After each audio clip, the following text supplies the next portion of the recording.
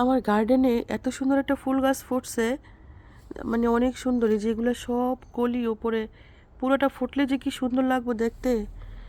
এই যে সাদা সাদা ফুলগুলো পাইপের মতো, এটা কিন্তু একটা আগাছা গাছ।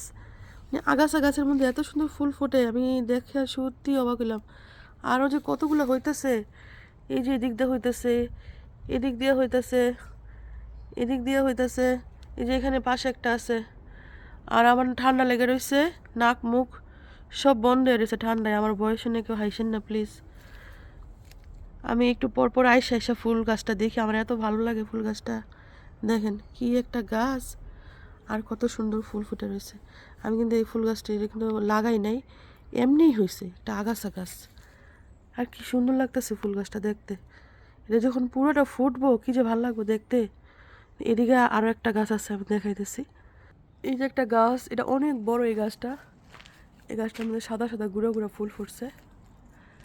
ফুলগুলো একদম গুঁড়া গুঁড়া সাদা, দেখতে অনেক সুন্দর লাগে।